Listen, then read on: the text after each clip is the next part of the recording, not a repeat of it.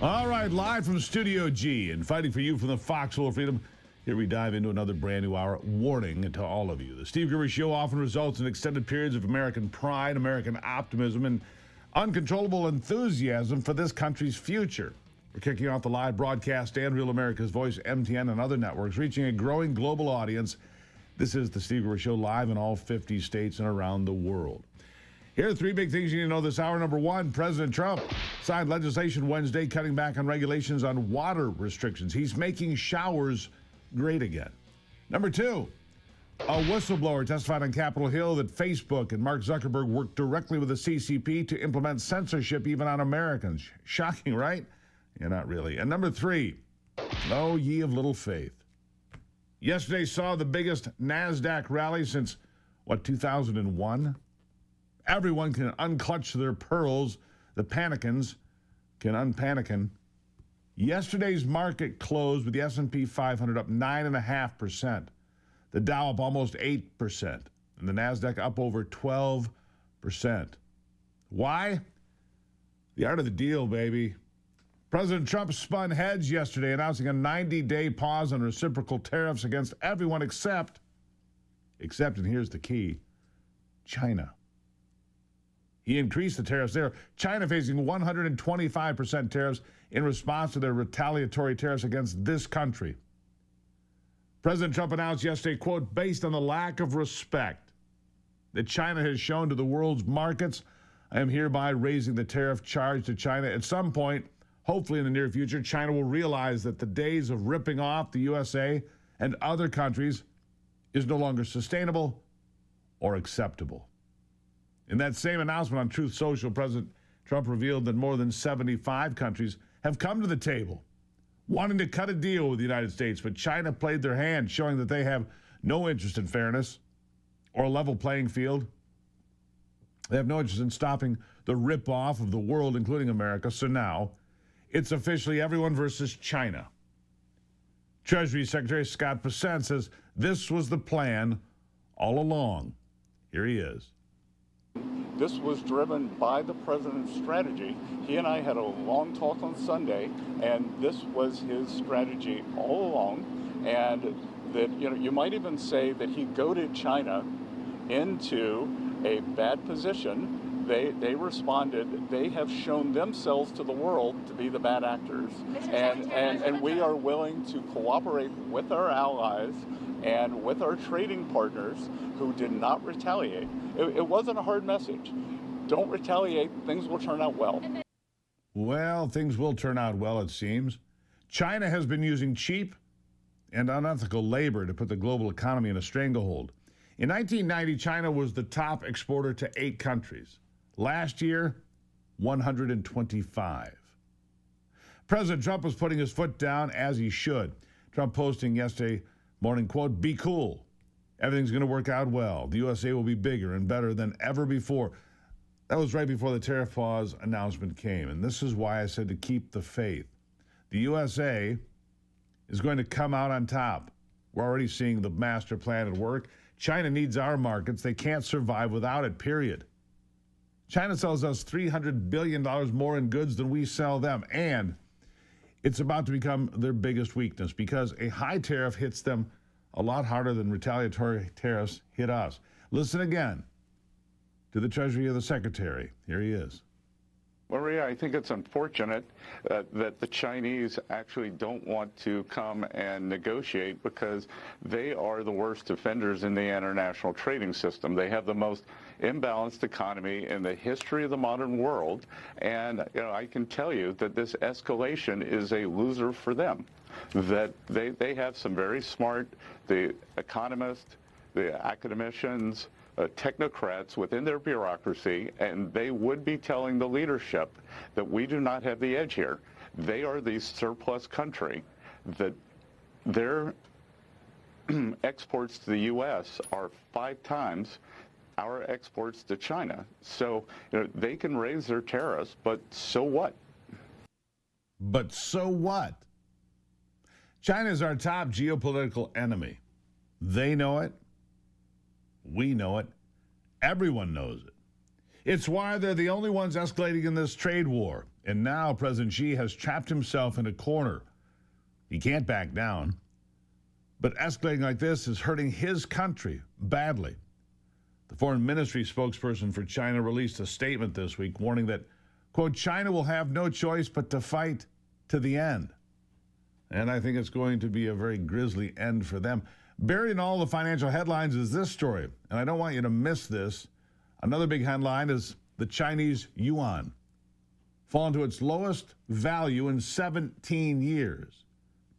The Chinese currency is crashing. The Chinese government is trying to control its crash, hoping that a controlled dip will make their exports cheaper and therefore more desirable. But they're playing with fire. And I can tell you right now, they're sweating bullets. This spells disaster for Xi in China. Their pride is pushing them into positions they can't afford to be in. What does the yuan's devaluation do to their economy? Well, imports become a lot more expensive.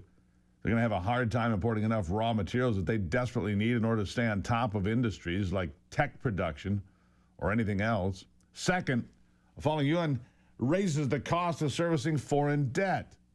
China's firms and local governments are servicing $2 trillion in debt, and that's in dollars.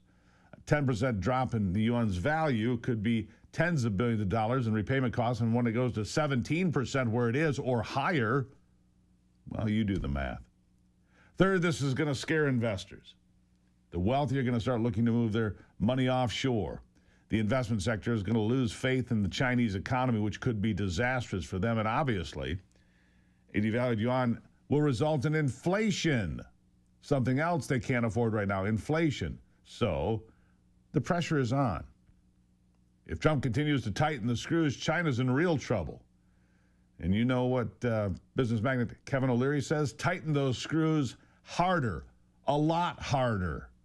Here he is. 104% tariffs on China are not enough. I'm advocating 400%. I do business in China. They don't play by the rules. They've been in the WTO for decades. They have never abided by any of the rules they agreed to when they came in for decades. They cheat, they steal IP. I can't litigate in their courts. They take product, technology, they steal it, they manufacture it, and sell it back here. Never has an administration. 400% tariffs? What would that look like? I want Xi on an airplane to Washington to level the playing field. It's just not about tariffs anymore. Nobody has taken on China yet, not the Europeans, no administration for decades. As someone who actually does business there, I've had enough. I've had enough. As someone who actually does business there, I have had enough. Kevin O'Leary, Mr. Wonderful, a Canadian, by the way.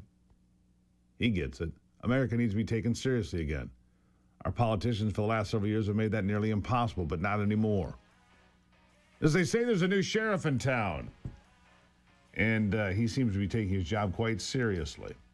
We'll take a break and talk more about this and how it'll impact you, but for those of you that are retired or on a fixed income, you can breathe a sigh of relief at least a little bit today.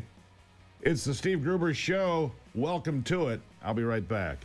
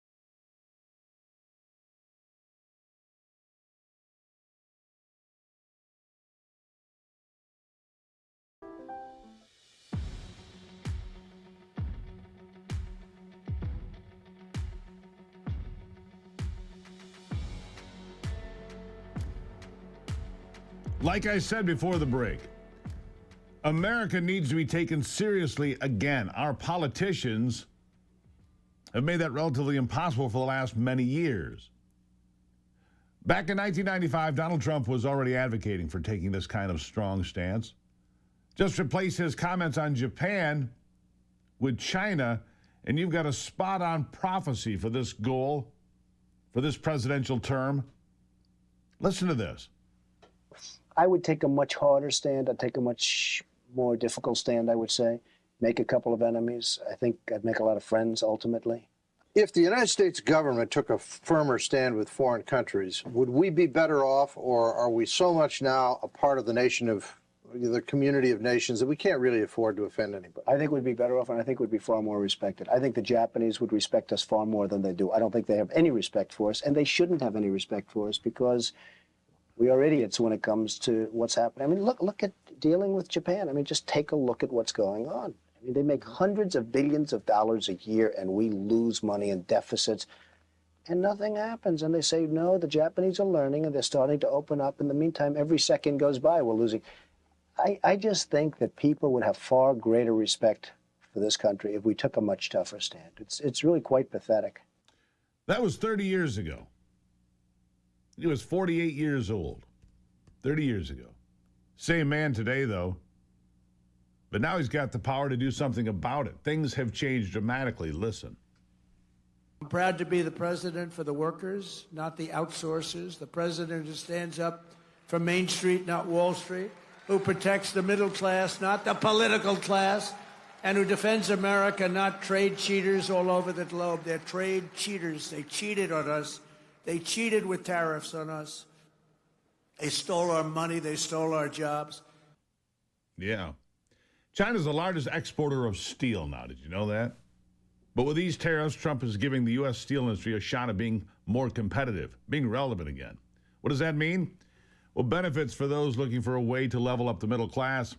Listen to an American steel manufacturing CEO explain the rebuilding of America's capacity to build things. Here it is.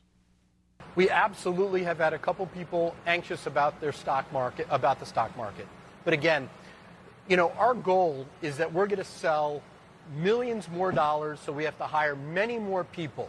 If we do that, we're going to hire them at very good jobs, with very good pay, wonderful benefits with the 401k match. True, there's some companies that have been buying T-shirts from Vietnam and China, and they're going to have to pay a couple more bucks for a T-shirt. And then the American consumer is going to have to pay more for a T-shirt. That's obviously not pleasant for those American consumers. But I think there's going to be an overwhelming surge of hiring in America as things level out, as American factories ramp up and people have to hire talent, buy machines. We've invested money in buying new machines because we're so enthusiastic, so optimistic about the future. That's going to start happening throughout the nation, and people are going to be leaning into the future. This is a very exciting time for the American manufacturing worker. We're going to be able to pull people from poverty into the middle class that used to not have an avenue. They had no shot at getting into the middle class. We're going to be able to offer them a shot. They're going to have a shot now. Guys like that get it. You see, this is a redistribution of wealth, but not in the way you would think about it. It's a redistribution of wealth from corporations that profited from children making things in China for $2 a day. All right, so it's reshoring manufacturing. Communities will revive. National security improves because it's being made here. Supply chains become resilient. New factories create high-paying jobs, which creates opportunity for the middle class. The middle class is reconstituted. So guys like that get it. Politicians and media pundits suffering from TDS do not.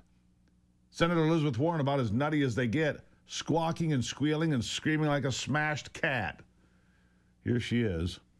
Rhyme or reason to the numbers is just creating economic chaos. And when there's economic chaos, no one wants to make investments in the United States to build more manufacturing, to build more good jobs here in America. Yeah. News flash, Pocahontas. The Trump administration has already secured more private investment in the past 12 weeks than President Biden did in his entire term. It's over $7 trillion in investment and counting. And as this plays out, you'll hear more. The establishment did everything they could to create a panic. They predicted a Black Monday. It never came. They went buck wild over the market's dip on Tuesday. They were salivating at the possibility of Trump failing, even if it meant the market and the economy crashed. They hoped for it. But their hopes have been crushed. Trump has come out on top. China is stuck in a corner all by itself now. And the rest of the world scrambling to make zero-on-zero deals with us. Thank God. Do you think the U.S. could be in this position if Trump had acted nicely or played nice? Pretty please? No, of course not. He had to break all the rules of global trade. And big shocker, Trump was right about everything. Not the first time. It won't be the last. It's not over yet either, my friends. There's going to be other drops in the market. There could be shocks today, bumps along the way, all of it. 2025 is going to be a year of surprises. That I can assure you. But it's not over. And we're in far better shape today than we were just 24 hours ago. My money is on Donald Trump. Appreciate you being here. You know, your morning deserves a lot more than weak mass-produced coffee. You need 1775 coffee like we have here. I'm going to show you this right here. Single origin, high altitude. Hand-picked and roasted for bold, uncompromising flavor. No chemicals, no toxins. It's damn good coffee. It gets me fired up here every day. You might have noticed. I get fired up here every day. Say, God bless America. You know, it's one thing we're going to have to import is coffee. We don't make much of it. But 1775 Coffee makes great coffee. And you can find out more at 1775coffee.com/Gruber. Use the promo code Gruber. You're going to save money. And every dollar you spend is an entry to win a Tesla Cybertruck and $30,000 in cash. Wake up. Stand for something like I do. Drink 1775 coffee. God bless America. I'll be right back.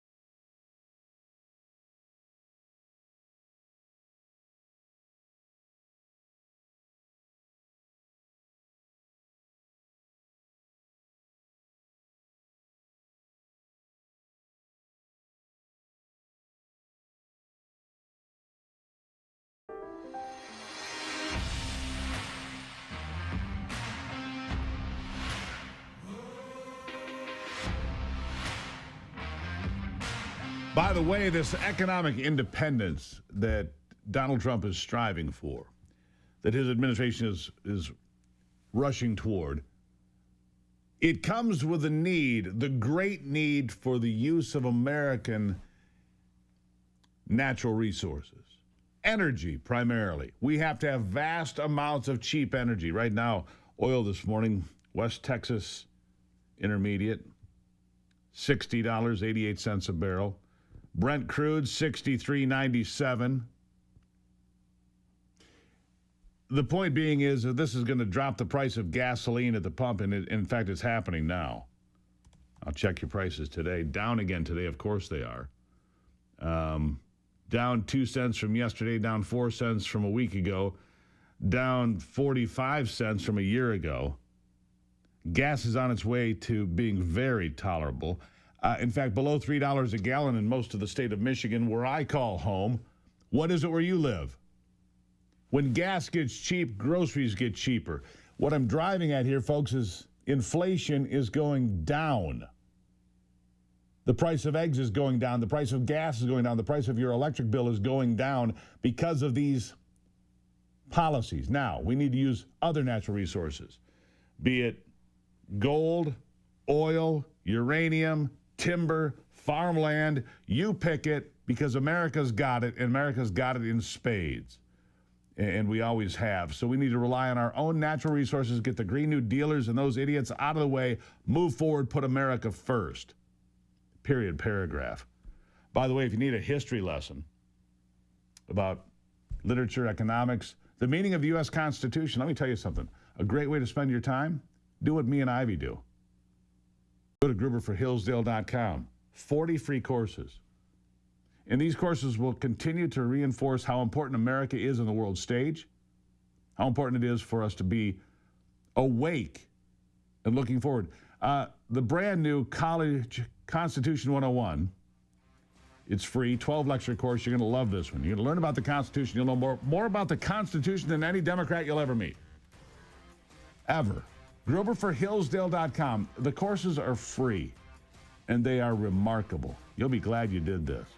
Gruberforhillsdale.com. Check out the free courses at Hillsdale. I'll be back after this.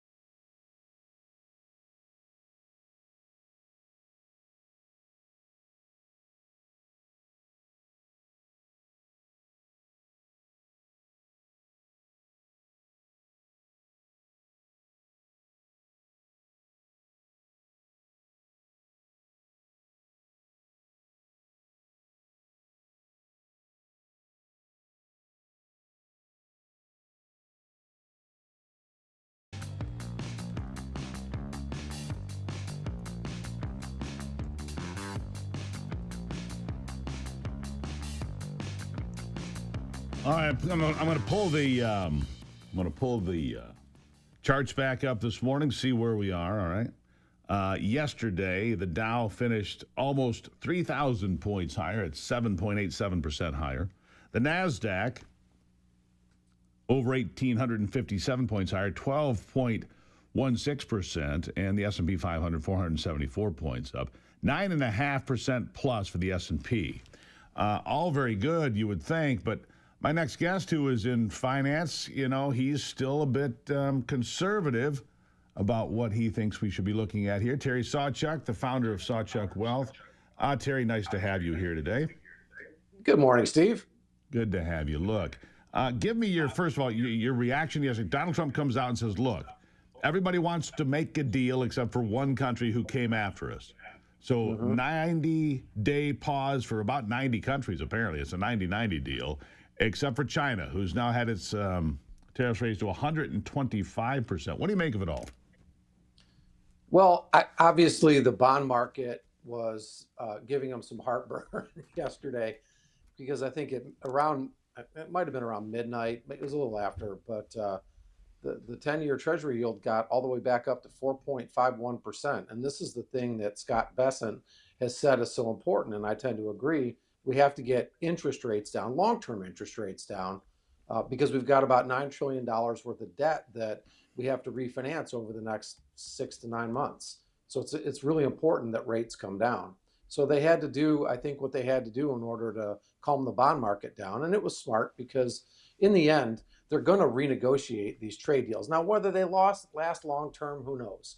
But, they're coming to the table, and we'll see what that looks like. But I think on a short-term basis, this is mildly bullish for the stock market.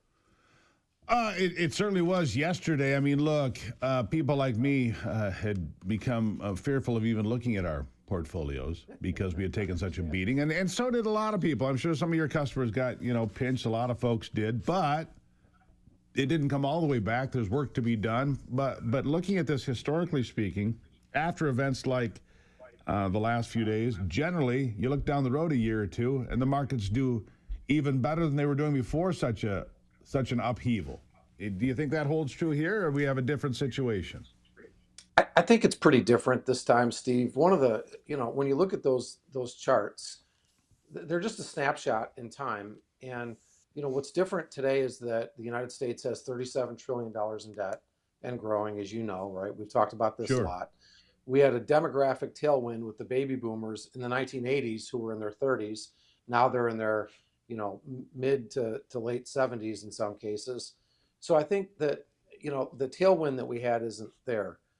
All that being said, I think Trump realizes that we need to realign the global trade system. And that's not going to come without some bumps. But if we can get past this next 12 months, I think the scenario gets far more bullish. Well, let me start with this. Let me start with the 90 countries or so that apparently have come to the table. It's Japan, it's South Korea, it's Taiwan. I mean, these are major importers and exporters of products we need, like microchips, easy example, motor vehicles from Japan.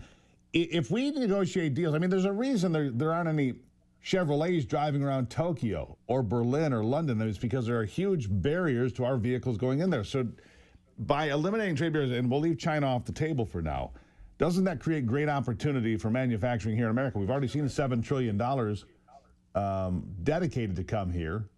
To me, it looks like a positive all the way across the board. More manufacturing in America, even tariffs, so that our cars can be sold there, theirs can be sold here. Everybody's equal. What do you think? Yeah, I think generally speaking, it could be better for the United States corporations to at least have, more access. Japanese are pretty patriotic. Even if you lowered the tariffs to zero, would they buy American cars? I don't know. Maybe not.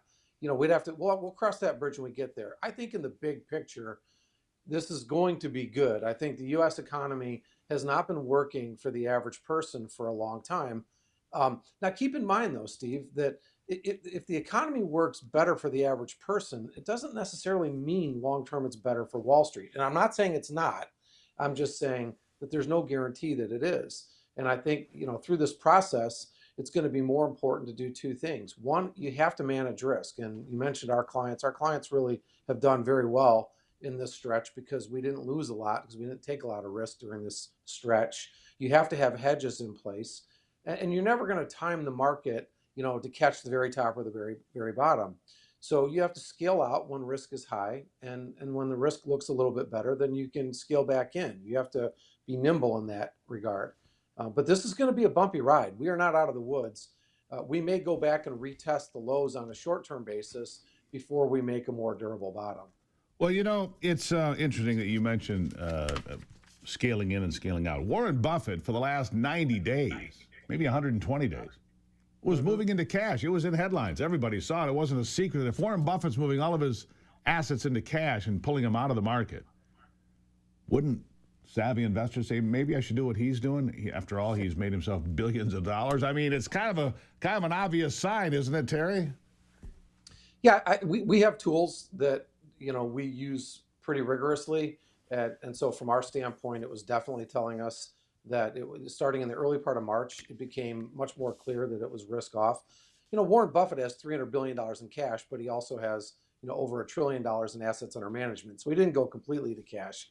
But what he does is he raises cash and then he buys when there's blood on the streets. And we're not there. Like I said, I think this was a bullish turn yesterday. There's no doubt. But I think on a short-term basis, there's still some testing that needs to be done. The market's down another 3 or 4% in pre-market trading today. So we're going to give a little bit of that back. We'll see where the day ends.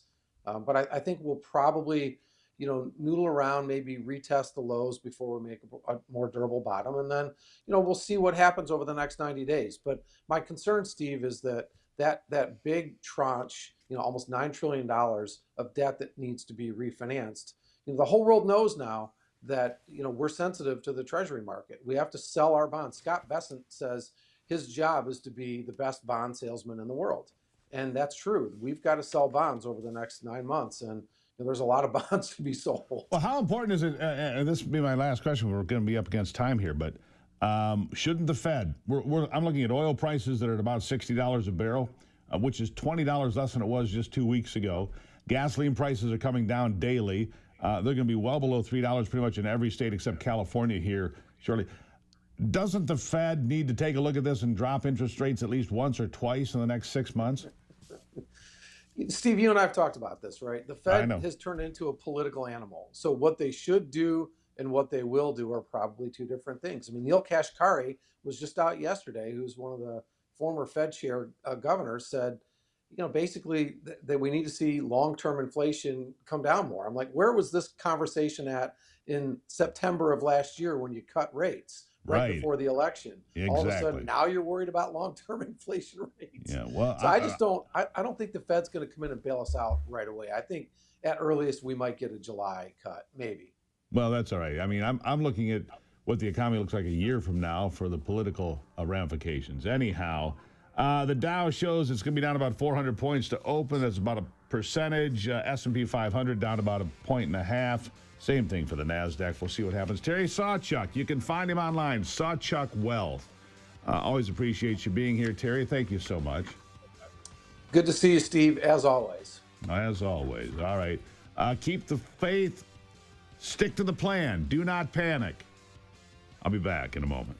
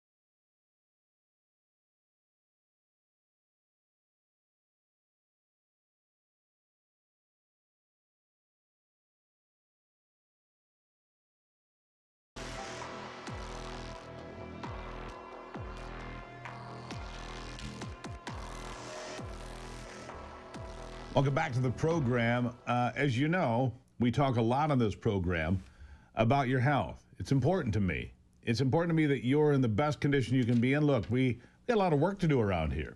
You see what's happening from Washington to California and all points in between. There's a lot of work to be done around here, and I need you in the top physical condition to make sure that happens. If you've been watching the program for a while, you know I take Exodus every day. It's a biblical formula, if you will, 7 biblical ingredients. And that's put in there with molecular hydrogen, which really, it just gives it the pop. And when I take it, I feel clear as a bell. I really do. And so I wanted to bring in a doctor to talk more about this. Dr. Dakota Freeman is a holistic practitioner, expert on Exodus supplements. And you can find out more, by the way, at tryexodusnow.com. You can learn more. But, Doctor, welcome to the program. Hi, guys. How's it going? Thanks for having me. Good to have you here. Look, I've been taking this for a while, and I really feel the difference. So does my wife. When we take this, and I don't know, it's a lot of different things you can take, a lot of different supplements out there, but this one, for whatever reason, makes my head just feel clear as a bell. I mean, I feel on point. I feel like I'm invigorated. I don't feel jittery. What's going on? What is this molecular hydrogen? What are the ingredients here? Why do I feel so good when I take this? Yeah, so there's a lot of different things that we do in the holistic health world. Supplements are a big thing, and a lot of it is because the soil and our food is so like diminished in the nutrients, right? So that's where, in a perfect world, we wouldn't need to take things if, all the harmful stuff in the environment weren't there. But I really like this product, and we have about 3,500 nutritional products in our office. This is our #1 top seller. Not only because I love the whole philosophy of, biblical meets science, and it just combines those two philosophies, and it's just powerful, but there's also really, really great products that are in it that I've used for, several patients, not just for, pain, fatigue, but even emotional stress, physical stress, all these different things we're using for athletes. It's really helping with, lowering their lactic acid, helping with anxiety, ADHD, depression. There's a lot of different things that it can do. But a lot of good things going on. Absolutely. Let me ask you about this. I mean, the ingredients are barley grass, wheatgrass, aloe, and a lot more. And these things combined with the molecular hydrogen. What does the molecular hydrogen do to make that big difference? Yeah, molecular hydrogen is a big thing that, is talked about right now in the health world. So the biggest thing is it goes after free radicals, okay? Those are the things that really cause oxidative stress in our bodies. Everything from, cancer to Parkinson's, Alzheimer's, even, physical stress. So what it does is, because hydrogen is such a molecular, it's such a small molecular ion, that one, it just goes after those free radicals, and it helps to go after more of the cellular metabolism than overall, right? So there's a bunch of different things that it can do. There's 1,400, and I say that lightly, 1,400 research studies all about the use of molecular hydrogen. And it has every single dysfunction that you can think of in the different studies that it helps with. Now, I see folks, doctor, with these bottles that I think infuse hydrogen, the water bottles, they're doing molecular hydrogen. But how does it work in Exodus? What does it do here? How does it work in the capsule form? Yeah, so I like it because the only thing, and hydrogen is hydrogen, that like if you have one of those little devices, they work. The only thing that I notice is that the research says that molecular, absorption, you have to drink it within 3 to 5 minutes. Otherwise, it's kind of useless because it's so exposed. The way that this is mastered, and, I have Dr. Cohn to thank for it. He's been in the molecular hydrogen world for years now, before it became like a health fad, right? And it's really, really great it's a selective antioxidant. And that means that it goes after the worst of the worst. And it's so cool because you can't really overdo it, and your body absorbs and takes what it needs to, and then what it doesn't, it just dishes away. And that's very different from other antioxidants, right? So you would recommend this? I mean, look, I've been taking this every day. And I've been taking this every day for, I don't know, several months now. It feels different to me. I do feel sharper, cleaner. But for other folks, it can help with exhaustion. It can help with anxiety. It can help you sleep at night. If you can trim down on that anxiety and clear your mind of all the noise, well, then you're going to sleep better, right? Yeah, absolutely. It's a foundational product that I find, and I do a bunch of different testing in our office. I do muscle testing, lab testing, see what your body actually says. Because if you're not testing, you're guessing, right? So this is one of the products that every single person tests really well for. And the majority of products I use, you eventually go off of. This is one that I very rarely have people go off of because it's just one of those foundational things. The majority of ourselves, we don't take in enough, natural, healthy foods. That Correct. is like such in this product, right? It's like taking a green smoothie without having to, wolf down, a whole liter of like celery Yeah. juice. Yeah, I get But that. it's really great though because it goes after everything from energy. I take it right before I go to the gym, but it's also great for calming the body. And Yeah. people don't understand the way that happens, but it's because it's really going after cellular rather than your overall body, right? And that's where the majority of this comes from. And folks, I'd say this. Look, a lot of you have asked, I said, well, what do the doctors say about it? Well, now you know. Here's what the doctors say about Exodus. And you can try ExodusNow.com. That's the place to go. Try ExodusNow.com. Use the promo code Gruber. You'll get a big savings on the deal, and you can try it. And like the doctor said, nobody ever goes off from it. Once they try it, they stay with it because it works. Doctor, really appreciate you being here. Thank you so much. Of course. Thank you so much. Appreciate it. All right. Try ExodusNow.com, the place for you to check it out. Try ExodusNow.com. You will not be disappointed. You're listening to The Steve Gruber Show.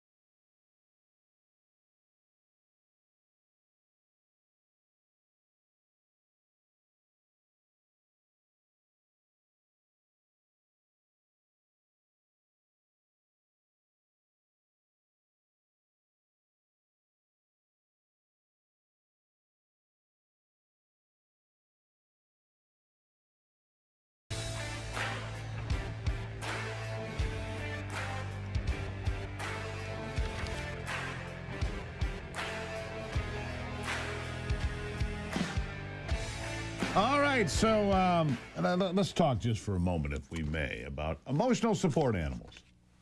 What qualifies? We've all seen this. You got a cat or a yappy dog on the plane you're riding on, or they're walking through the middle of the grocery store with some dog, and you're like, really? Doesn't look like an emotional support animal. Looks like a pet that you got a little vest for. I mean, I don't mean to be cynical, but it kind of looks like, but what qualifies as an emotional support animal? How about a tiger? Yeah. Emotional support, if it doesn't work out, the tiger can just eat you for dinner. I bring this to your attention because a Nevada man has been arrested after 7 emotional support tigers were taken from his home. 71-year-old Carl Mitchell Panrup.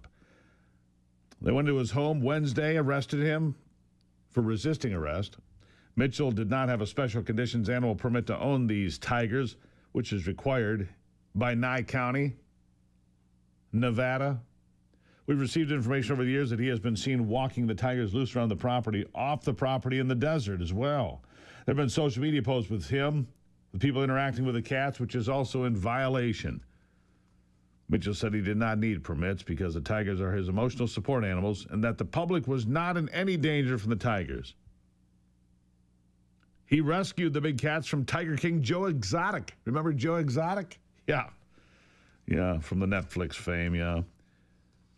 A murder for hire case involving animal welfare activist Carol Baskin.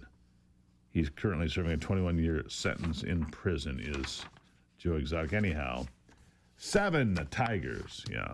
Emotional support, right. At the Wellness Company, we believe in your health support. They believe that your health is your greatest asset. From natural supplements to comprehensive medical consultations, they offer doctor-developed solutions designed to support your heart, immune system, your overall well-being. Daily essentials and immune support formulas give your body the nutrients it needs to be here every morning. And join me on the program. Join the membership program, get access 24/7, get discounts too. TWC.health/Gruber. That's the folks that are supporting this part of the program. The Wellness Company. TWC.health/Gruber. The Gruber promo code will save you a pile of money. In the next hour, more about the stock market. How are you standing? What's going to happen next? Don't miss any minute of the Steve Gruber Show.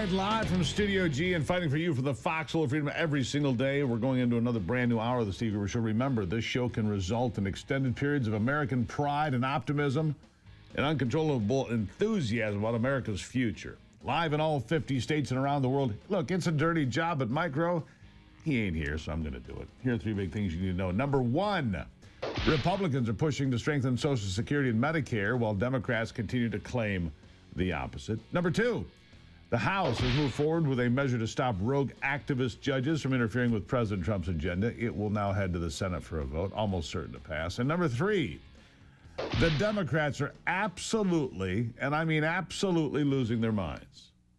It's so intense today, they don't even remember what Signalgate was. Remember Signalgate? It was all the rage a couple of weeks ago. I mean, made-up scandals just don't last very long after all, apparently. This morning, however, Democrats in full meltdown because President Trump has put the tariffs on hold for every country for 90 days except for China. The reason is simple. China retaliated by jacking up tariffs. No other country did. They were all warned. President Trump said, don't do this. As soon as the announcement was made, the markets took off, setting one-day records or close all over the place. Now, based on the Democrats' reaction, you'd think the markets had collapsed. You'd think the whole place had gone down in flames. Let me give you an example. You see, Chuck Schumer, well, Chuck's an idiot. He claims Democrats won yesterday when Trump pushed China into a corner. Chuck Schumer believes it's the Democrats who won the argument yesterday. Look, I can't make it up. Listen.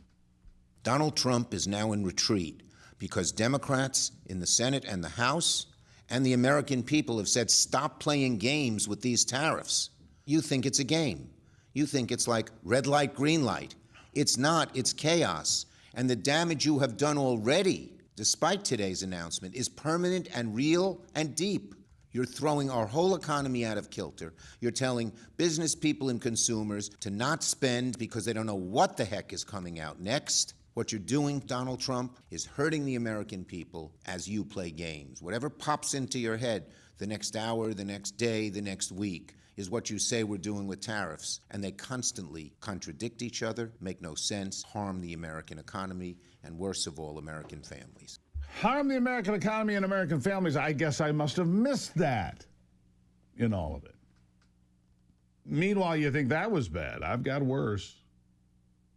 Democrat Congressman Stephen Horsford, I think he's from Texas maybe, completely loses his freaks out during a committee meeting. This happened yesterday. You see, he's told by the witness there, who works in the Commerce Department, about the 90-day pause on tariffs. He's told about the 90-day pause on tariffs. When he's there, he just goes right off the deep end. Here it is. What do you know about this pause? What are the details of it? Well, the details, as I understand it, is that China continues to retaliate. Other countries didn't retaliate. The president 2 or 3 days ago said we wanted to negotiate with those countries that asked for meetings. That's what we're doing. What are the details? How long is the pause? How many days? How many weeks? I understand it's 90 days. I haven't spoken to the president since I've been So the trade representative hasn't spoken to the president of the United States about a global reordering of trade. Yes, I have. I've just been in the hearing with you, sir. But yet he announced it on a tweet? WTF? Who's in charge? The president of the United States is in charge. And what do you know about those details? Well, as I mentioned, it looks like your boss just pulled the rug out from under you and paused the tariffs, the taxes on the American people. There's no strategy. You just found out 3 seconds ago, sitting here, we saw you. He actually got worse, believe it or not, but I'm going to give you so much. He just started going crazy. WTF! WTF! Okay, dude. You might want to take some medication. Looking at the pre-open trading, the Dow's going to be down 500 points. It says here the S&P down 100, the Nasdaq down 400. all within the range of normalcy, 1 point, 1 point, point and a half, 2 points, whatever. It's going to take a while to come all the way back. You know that. There are going to be disruptions. There are. Disruptions are going to happen. 2025 is going to be a year full of surprises, big surprises and small. Meantime, if you thought the Democrats losing their mind, if you haven't had enough yet, how about this guy?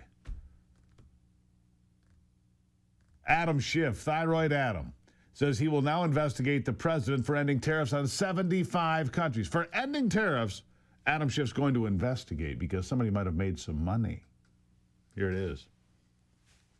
How concerned are you with this market fluctuation, and are you concerned that there could be members of the White House that are benefiting from it? Absolutely. I'm writing to the White House to demand who knew in advance that the president was going to once again flip-flop on tariffs, and are people cashing in? There is just all too much opportunity for people in the White House and the administration to be insider trading, and you can't put it past them for a minute. So we're going to try to find out. There's a good chance they'll just ignore you, though, right? Should there be some other independent investigation into this? Well, I think Congress should do an investigation into this, but we're going to demand answers from the administration. I think you're right. They're likely to stonewall, particularly if they've been engaged in corrupt insider trading. But they won't be able to hide it for good. I mean, we know who's in the administration. We can look at eventually what people are buying and selling. This will come out.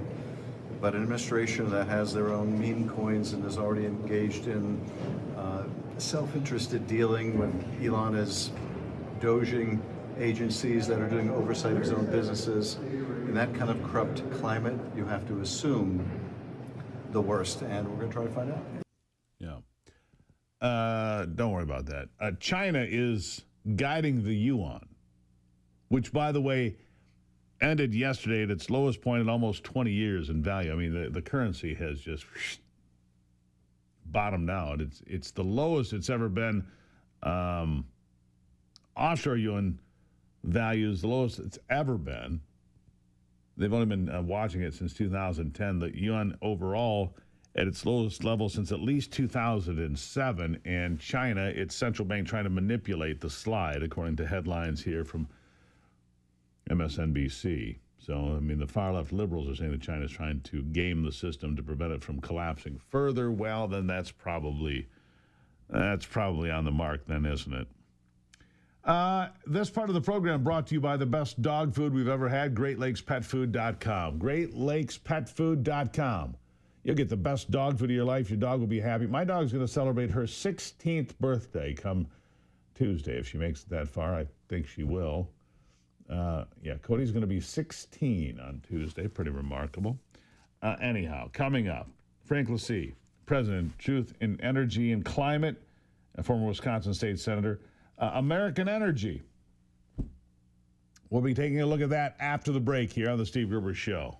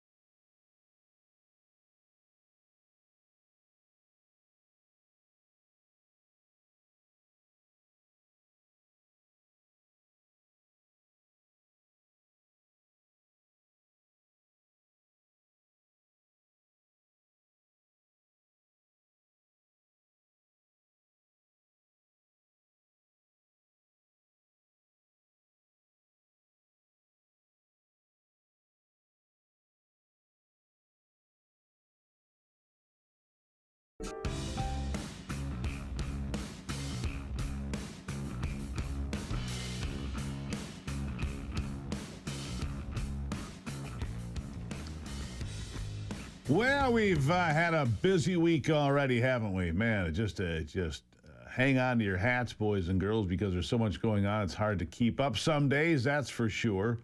We'll keep an eye on the markets and things in that measure. But meanwhile, oil between $60 and $65 a barrel. It's $20 less than it was just about 10 days ago.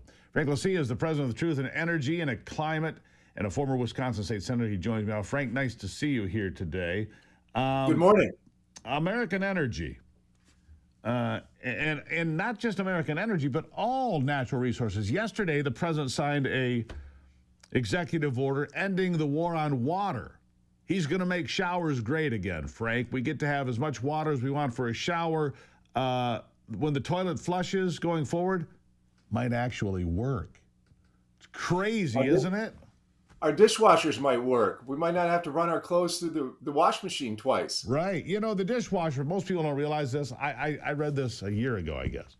The dishwasher, strangely enough, is the most regulated appliance in your home. And they don't work the way they used to. You know, you have to use a half a gallon. No. You know, this whole thing of using, 0.7 liters of water to flush a toilet, it's nonsense. Anyhow, look, America has natural resources. We've got oil, we've got gas, we've got coal, we've got farmland and timber and fresh water, lots of water. We don't need to worry about flushing our toilets. The point that I'm getting at is the crazy on the left has to get out of the way and let America use the natural resources that God blessed this piece of real estate with and move us forward. What say you? Amen, brother. That's absolutely true. And we're going to see this. It's happening right now. It takes a little bit of time, but they are headed so much in the right direction. I have been very impressed and pleased with the amount of activity coming out of the Trump administration. He has just been really pushing in the right direction. They need more people in Washington. It takes a little while to get all the support staff because the deep state of the United States, the government workers who have been there for decades, many of them are leftists, the vast majority are, and they aren't really on the Trump agenda. And of course, he's replacing many of them and fired a lot of them. And that's all good things. It's kind of like what happened with X when Elon took over. He downsized by 80% and the service got better. It got better. And we're seeing the same thing happen. So people need to have some patience. There will be a few mistakes along the way, but there have been surprisingly very few mistakes. And we're headed in the right direction. We have plenty of resources and we should be using them. Yeah. Plenty of resources. We should be using them. Look, where do you think we go with inflation, the price of gasoline, the price of electric bills, the price of all? I'm looking at the price of oil today. It's between $60 and $65 a barrel. And as I mentioned when I came back from break there, it's about $20 a barrel less than it was when I left on spring break a couple of weeks ago. I mean, it's wonderful because it means that if the price of gas is falling every day, that means the price of groceries is going to fall. The cost of living is going to fall. Inflation will be less than 2% for the month of April. That's my prediction. What do you say? I think you're absolutely right. People don't understand that when energy prices go up, and the Biden administration's, one of their sole focuses was to make energy more expensive of all sorts. Our electric energy, it's been that way, Frank, since Barack Obama. He wanted to drive gasoline to $10 a gallon. You remember that? Oh, absolutely. And he wanted to make our electricity very expensive by closing coal plants all over the place, which has been happening, but now it's been reversed because coal is reliable, affordable, and we use clean coal technology that supplies a third to half of all the drywall for building in America. So it's bigger than that. They take out 99.7% of the solids. So when you drive by a coal or a natural gas plant and you see steam coming out of it, but the leftists like to make you think it's pollution. It's not pollution. And emissions, CO2 emissions, that's another thing the Trump administration is addressing with the endangerment finding. It endangers us all. It was from the Obama that said that what we're exhaling right now, all of us humans, CO2, that's the part of the circle of life that makes plants grow a lot better. It's airborne miracle grow, was pollution. They still talk about it. Emissions, it's necessary. We have to breathe it like oxygen in a lot smaller amounts, but we exhale it in very large amounts. And they said this was pollution. It's wrong. So inflation is going to come down, and it's also going to come down because Trump is reversing the gross overspending that we've had, adding to our $36.7 trillion national debt. We're borrowing $2 to $3 trillion more every year. Biden ran it up by $7 trillion from 30 to $36.7 trillion. It's incredible. We have nearly $1 trillion in interest payments. All that causes inflation. When the government borrows money it doesn't have, throws it into the economy, it's a false sense that the economy was growing. In fact, we were in a recession the whole time, a private sector recession. It was shrinking while Biden was growing the government. So those things are going to contribute. Both the energy side, by having lower cost energy, will lower inflation, lower our food prices. Having less regulations will lower prices as well. So things are going to get better. And now the stock market's responded again because of the tariffs. I wasn't a big tariff guy, but with tariffs with a purpose, going to no tariffs across the world, allowing Americans to compete, we're going to have so much investment here. We're going to have so many new jobs, good paying jobs. We're headed in the right direction. Yeah, we are headed in the right direction, but we had to get our collective head out of our backside, apparently. We didn't need new policies and new laws. We needed new leadership in America. Frank, it seems to be working. Always appreciate you being here, my friend. Thank you so much. Hey, you're welcome for having me on anytime. It's been a pleasure. Always good to have Frank here. We have natural resources in spades. We do. And simply put, we should be using them. Not importing. Why would we import energy, for example? There's no reason to. America has more energy than any piece of real estate on the planet, more than anybody. More good farmland, more fresh water, enough timber to build 1 billion houses, and they have plenty left over. It's all true. But they try to tell you the whole world's doom and gloom. Wrong. God bless America. I'll be right back.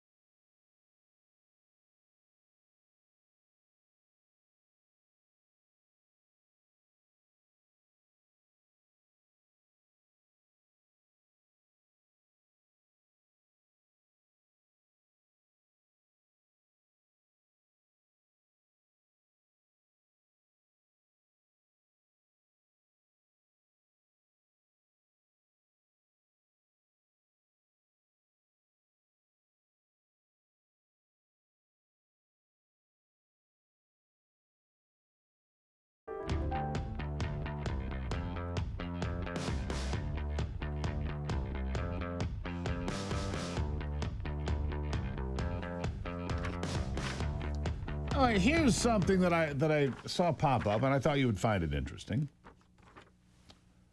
Because I'm hoping this is a sign of things to come. I hope it's a trend coming your way in big companies across America. Lowe's, the home improvement superstore. All 1,700 locations will be closed on Easter Sunday. I think that's beautiful. In reverence to the resurrection of Jesus Christ, Lowe's will be closed on Easter Sunday. Isn't that terrific? Closed for 24 hours. And others could follow suit, including Costco, Sam's, Target, could be closed on Easter Sunday. Ace Hardware will be closed. There's a trend here. The Home Depot will be open. Shop accordingly.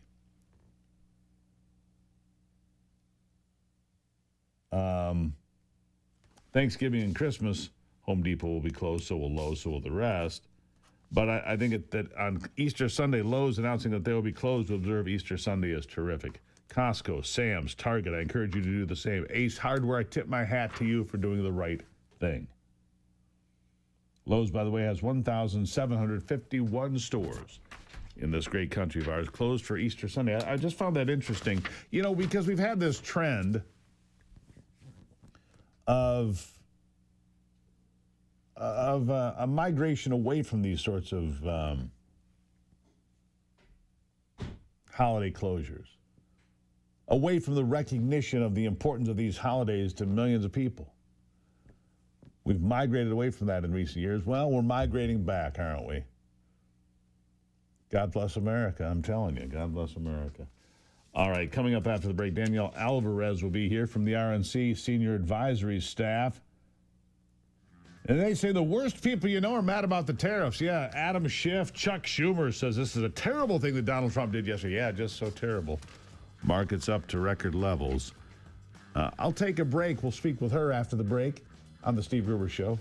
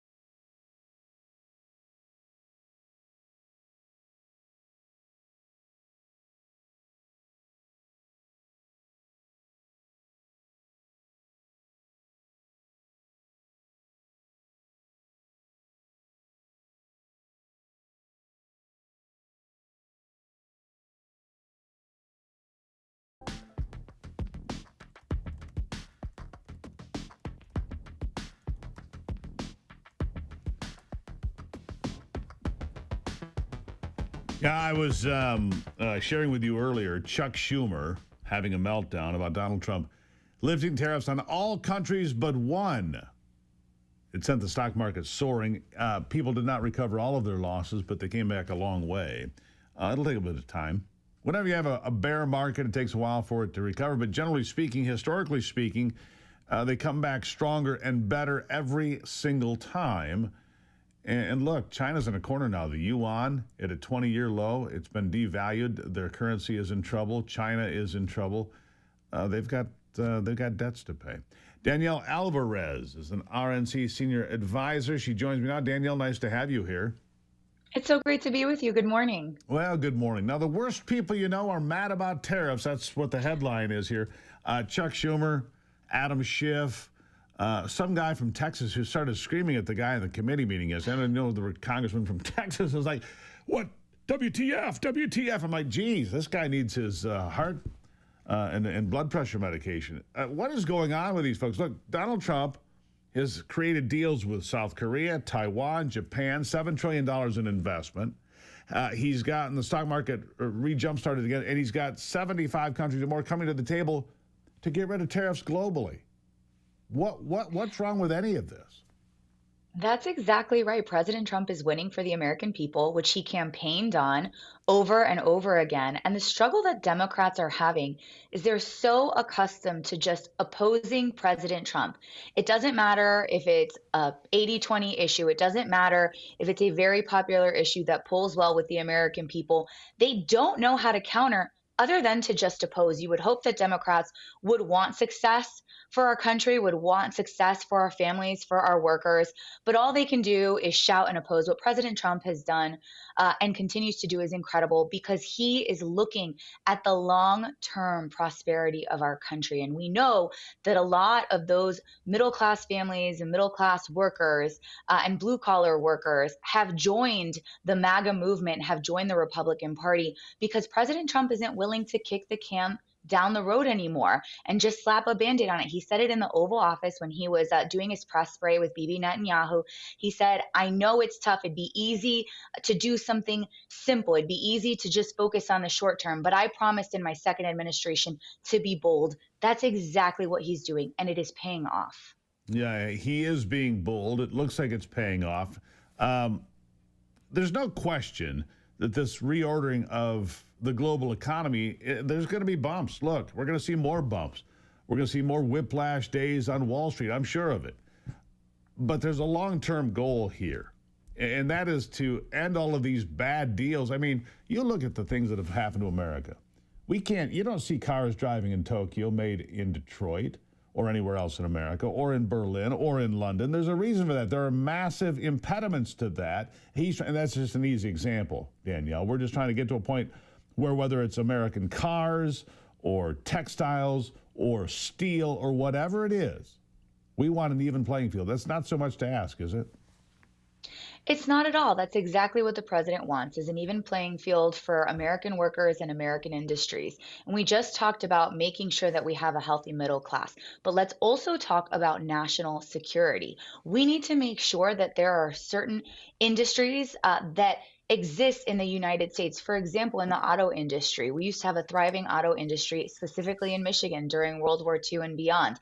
And we've seen those parts now being made in China. China is our rival. For the most part, we assemble cars in the United States. And Ford has said that they want to bring more of that auto industry and manufacturing back to the United States.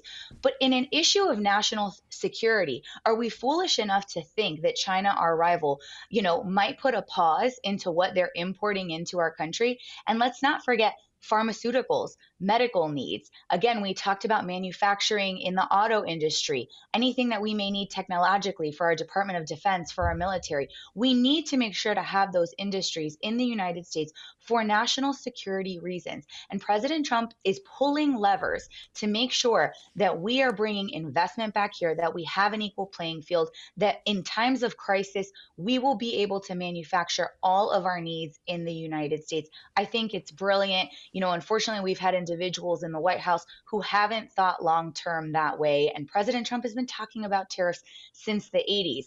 I'm more shocked that everyone else and Democrats are shocked by what's going on. Well, you know, they're a little slow on the uptake sometimes. One of the biggest concerns I have is this, Danielle, and that is the reliance that we have to China when it comes to prescription medications.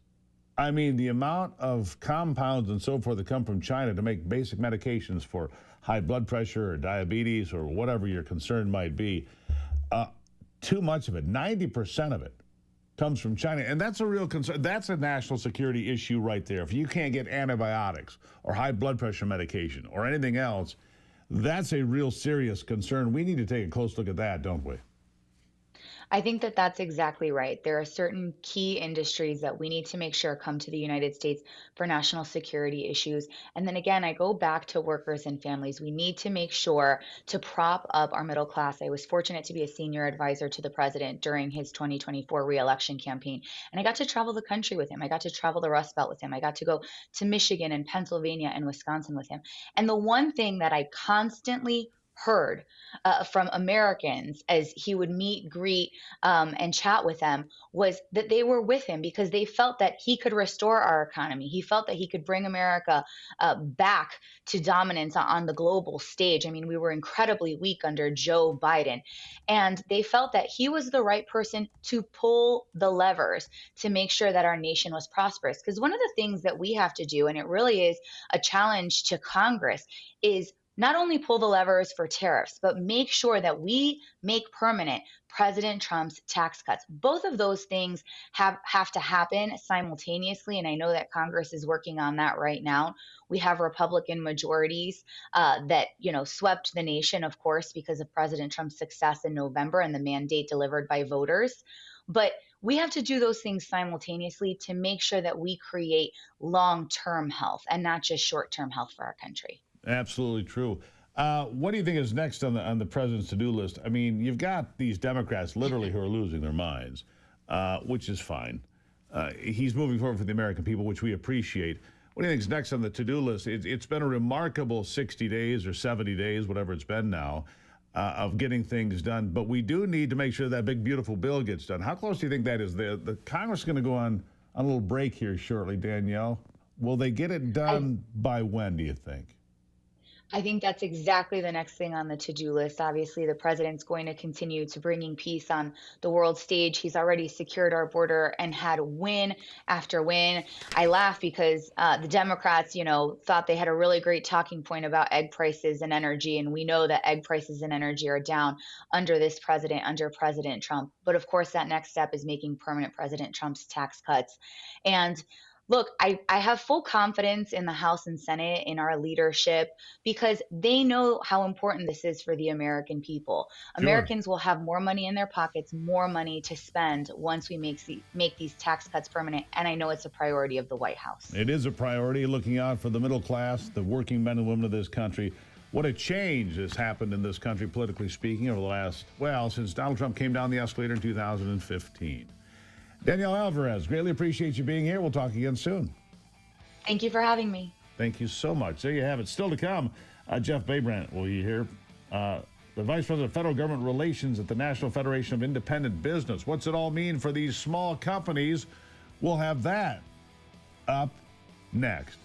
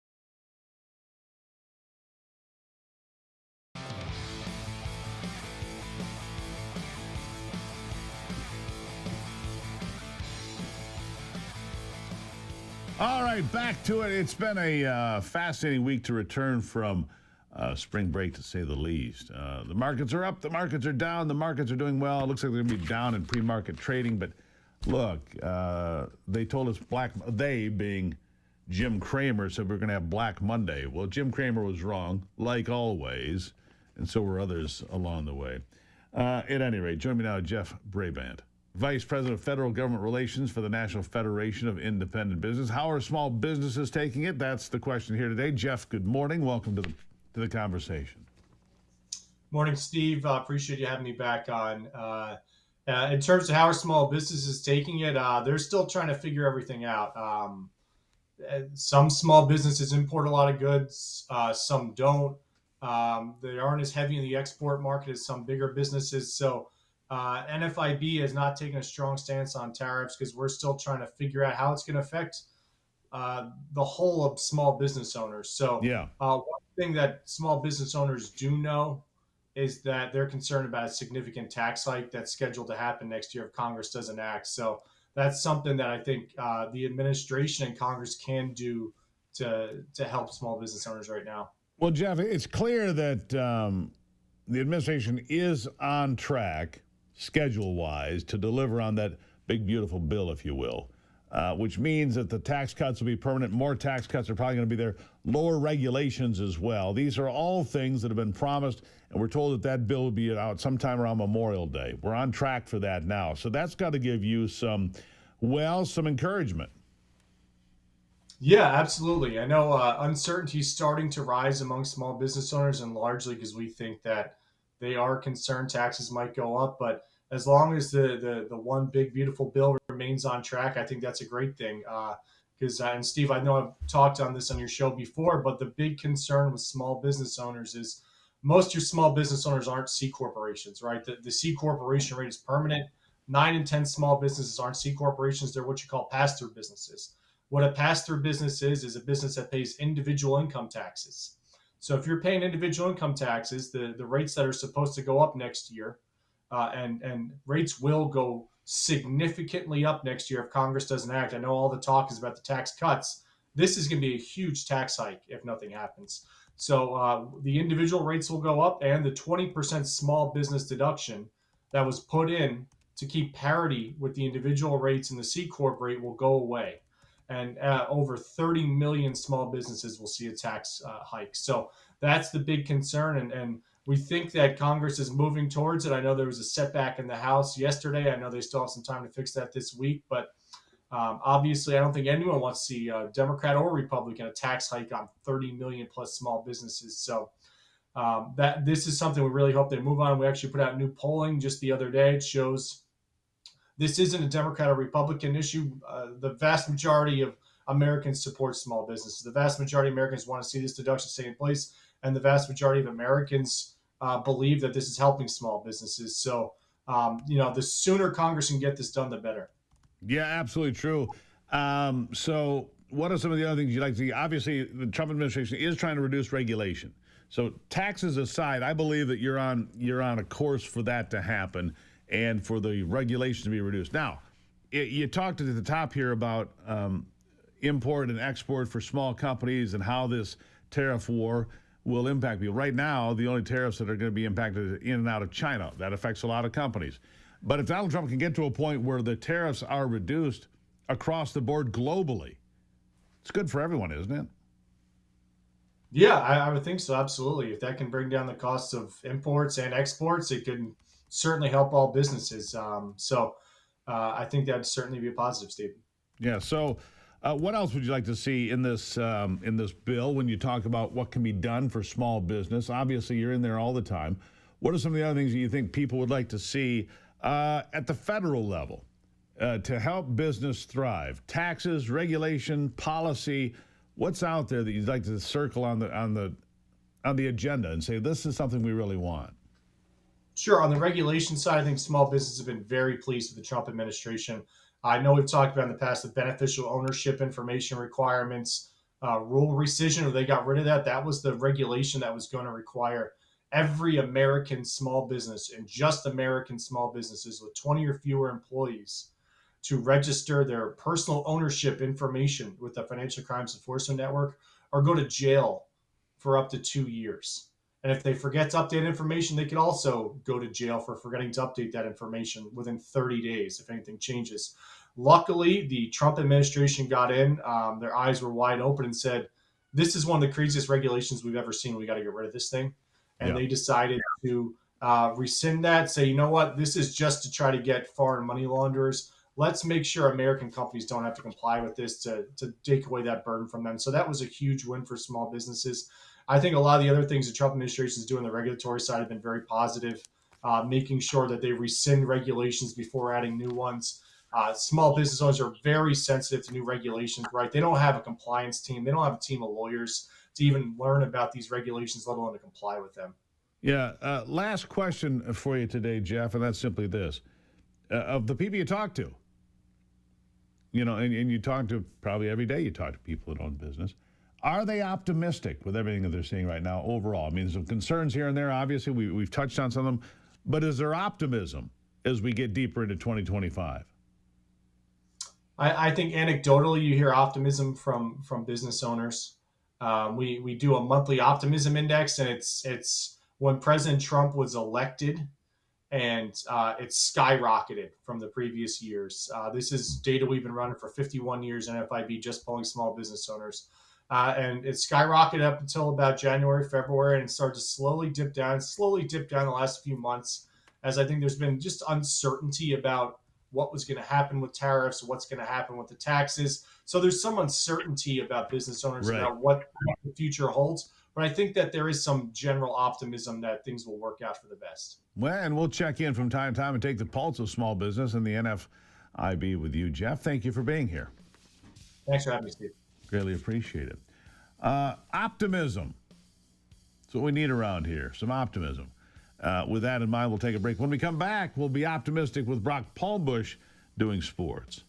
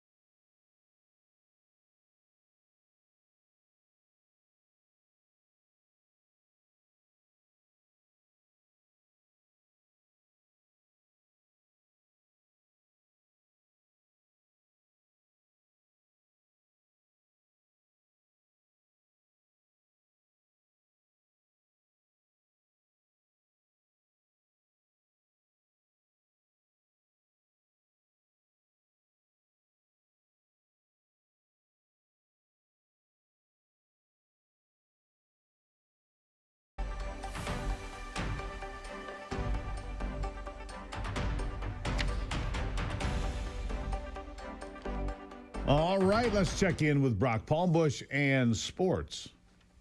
With a look at sports, I'm Brock Palmbush. There were 10 games in the NBA last night. Winners included Chicago, Orlando, Oklahoma City, and San Antonio. 5 games in the NHL last night. Winners were Toronto, Philadelphia, Minnesota, Edmonton, and Anaheim. A full schedule of games in Major League Baseball yesterday. American League winners included the New York Yankees, Cleveland, and Texas.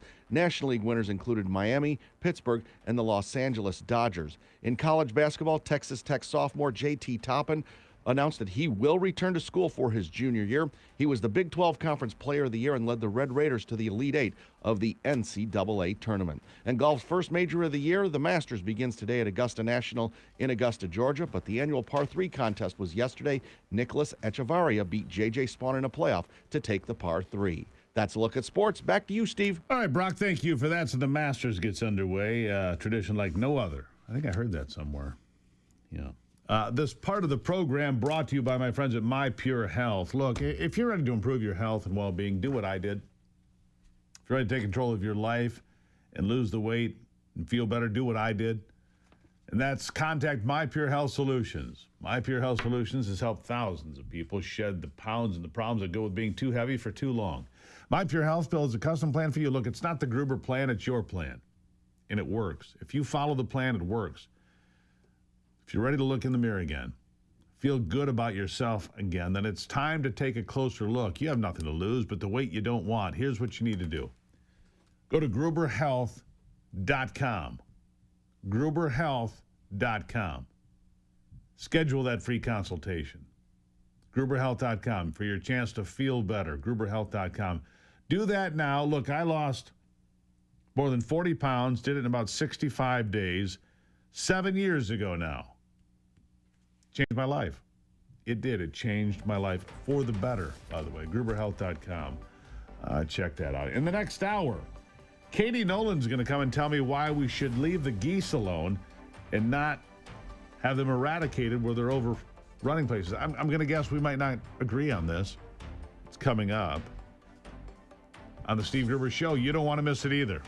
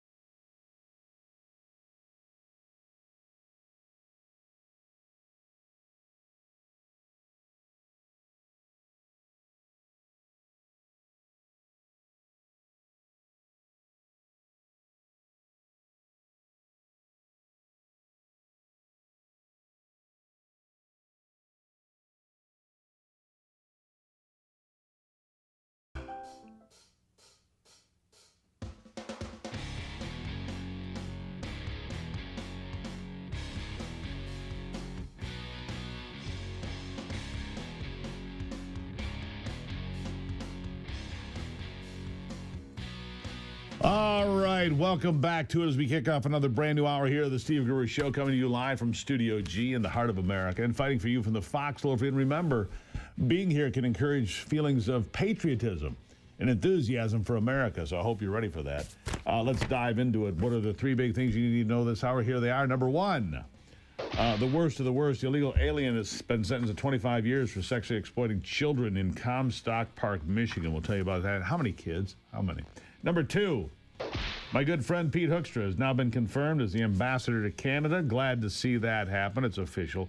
And number three, how long do you like to shower? Do you like to take long showers, Johnny? No, that's not what I meant. No, not that. Anthony, clean up your act. What I meant was all of these regulations put forth by Green New Dealers and Earth Firsters and bunny huggers and such have damaged, and not for the better, a lot of folks here in Michigan, right? In fact, yesterday, Donald Trump signed an executive order to make showers great again. He did. It's time. He said, look, these water restricting heads on shower heads and the water restrictions on dishwashers and washing machines and everything else has to stop. I mean, if you have a water restricted bidet, how's that going to work out? Here's what the president said. The Biden administration launched what you called a war on showers. They had certain regulations that basically killed the water pressure of showers and other water appliances. You can say it. Go ahead. What are the appliances? I mean, it's everything, sir. Sinks and toilets. Dishwashers, toilets, sinks. But the shower heads are a huge There's no deal. water. You don't get water. It's ridiculous. So with this executive order, we're effectively going to be reversing that set of regulations to ensure that Americans have choice in the consumer market. If they want a low-flow shower head, they can buy one. If they want a real deal shower head, they should have the ability. That's true. You buy a new house, you pay a lot of money, and the developers, you're not allowed to do anything more. They put restrictors on. They used to have a restrictor where you could take it out, but now they weld it in. And you take a shower or wash your hands, whatever you do, including dishwashers when no water comes out. But you wash your hands, and in my case, I like to take a nice shower to take care of my beautiful hair. I have to stand under the shower for 15 minutes till it gets wet. It comes out drip, drip, drip. It's ridiculous.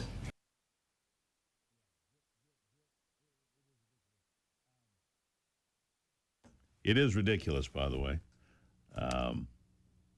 You know, and it never made any sense. This goes all the way back to President Bill Clinton. It does. He was I think it was 1998, when he decided to restrict how much water your toilet would use when you flushed, right? It used to be like 2 gallons or 3 gallons, whatever it was. Then it was, and then you had to flush 3 times. You end up using more water. You got to wash your dishes more in the dishwasher, wash your clothes for a second time in the washing machine because there's not enough water. You're not getting the job done. It's completely wasteful. It's ridiculous. Oh, and of course you had to pay more for the machine that did less because the technology to reduce water in an attempt to get your clothes clean or your dishes clean or your toilet cleaned out. I mean, it had to change the way things were designed. So the machines cost more and you got less. Typical leftist nonsense. We've got an idea, you see. We've got this idea, and we're going to save the planet, see. It's climate change. We're going to save the planet from climate change. I live in Michigan. I've got water. Lots of it. Ah, boy. Maybe I need my blood pressure medication and a big glass of water to wash it down. Not a half a glass. A big glass. Yeah. Yeah. Let's see here. The Panama Canal As those on the left freaking out, Chuck Schumer, Adam Schiff, all the rest. Oh, Donald Trump. He's going to go take over Panama. He's going to, no, he's not, but he's going to put us back in charge and have us control. We built the thing. We didn't build it for China or any other country, for that matter, to have any control over the Panama Canal. It's ours. We'll provide security. We'll provide maintenance. We'll provide know-how and technology to upgrade it and make it better, but we will not cede our control to anyone else. Here's Pete Hegseth on the topic. Listen. That is why the United States and Panama have just signed a memorandum of understanding on cooperative security activities, and will be signing, just moments after this press conference, a joint declaration with the Minister of Canal Affairs on the security and operation of the Panama Canal, which is a framework for U.S. warship and auxiliary ships to sail first and free through the Panama Canal. First and free. First and free. And sailing through the Panama Canal will be big, beautiful ships. Here's the problem. Last year in America, we built, I believe it's 5. China, they built hundreds of ships. We have to get back to that. Secretary of Transportation Sean Duffy explains it here. Listen to this. Shipbuilding, okay? A little off page on the market and tariffs, but we don't build ships in America anymore. In 2022, we built 5 ships. 5. China built 1,800 ships in 2022, right? So if you want to be a global power, you have to build ships and you have to have sailors to sail those ships. And so the president today said, you know what? We are going to actually build ships in America again, and we're going to train the mariners to sail those ships. So DOT has a huge component of that. We're excited. But this president, he thinks long-term and strategically and understands that if there's a crisis in the world that involves our military, we need ships to support the military on the commerce side, and we don't make them anymore. So, again, that was great. But Yep, you got to build them. You got to build those ships. That's how you compete. This part of the program, speaking of all this water, makes me think about my good friends at WolverineWaterSystems.com. The best water in the state of Michigan comes from Wolverine Water. Paul Mahaney and his team over there have put together for 75 years, not Paul and his team, not for 75 years, but the company's been there for 75 years. They put together the best water systems in Michigan, made here. So they're built here with Michigan people. They're sold by Michigan people. They're installed by Michigan people. They're a Michigan company helping you get the best water of your life. WolverineWaterSystems.com. WolverineWaterSystems.com. I'll take a break and be back. It's the Steve Gruber Show.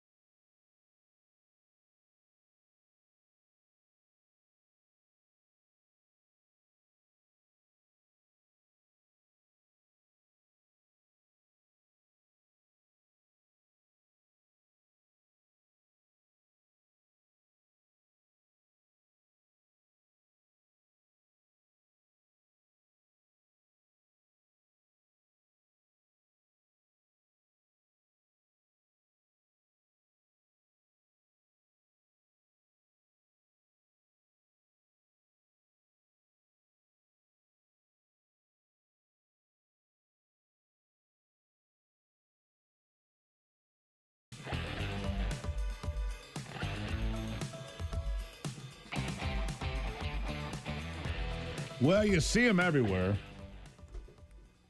Canada geese, you see them everywhere. And, you know, it used to be you'd see a few on the golf course, but now they're not even migratory. Canada geese aren't even migratory anymore. And the DNR now in Michigan says it's time to kill them. New strategy is basically to knock off the population of Canada geese that are in urban areas. The birds will not be rounded up and taken to a natural area. They'll be killed. Has some wildlife protection advocates crying foul. But the fact of the matter is, cities and towns across this country are working to control the number of Canada geese and taking up permanent residence in city parks, golf courses, backyards. The population continues to explode. But my next guest says that's not reason to kill them. Katie Nolan is a wild animal campaign specialist for In Defense of Animals. Katie, welcome to the program. Hi, Steve. Great to be here. Great to be here. All right, so the DNR, there's some new billboards going up. It says, Governor Whitmer, don't gas the geese, right? But the fact of the matter is, in Michigan, the governor has no control over the hunting seasons. The DNR has exclusive control over animal management in Michigan, have for many years now. But I understand the sentiment. But geese are a big nuisance for a lot of people, Katie. They create E. coli when beaches are closed in Michigan in summers because of goose fecal matter in the water. You have geese that have overrun golf courses, backyards, everything else. What's the solution? If not to kill them, and you don't want to kill them, right? Yeah, absolutely not. I want to say first that geese often take the blame for pollution, E. coli, things like that. The primary cause of that actually is usually agricultural runoff or septic leaks. No, I'm sorry, Katie. From That's human just simply. waste. I'm sorry. That's simply not true. The studies show quite clearly fecal matter from geese in water is what closes beaches. It's been studied here by Michigan State and other universities for a number of years. There's actually no study based in Michigan that does prove that. I encourage folks to check out our website. We do have a webinar that we put on with some scientists who are studying this. They presented their results. If you go to the link on our billboard, you can see. But you did ask about alternative solutions. So one we encourage is relocation. It's the same sort of thing. You can round up the geese. You just move them to a different area. Prevention also. Prevention is key. That's one I highly encourage. We're not going to have an issue if we're not allowing this to happen in the first place. If people are bothered by geese still, preventing them from coming into an area, and that can be done easily by building riparian buffers, planting different types of shrubs, creating landscapes that are not attractive to geese. We Sounds landscape very expensive. in a way I mean, that, relocation is not an inexpensive thing, and obviously, cities and towns are facing budget constraints all over, so they're looking for solutions that are financially responsible. Relocating geese, not very effective, obviously. I mean, I can drive through anywhere near my house. I'll see hundreds, if not thousands, of geese today if I just drove out and looked.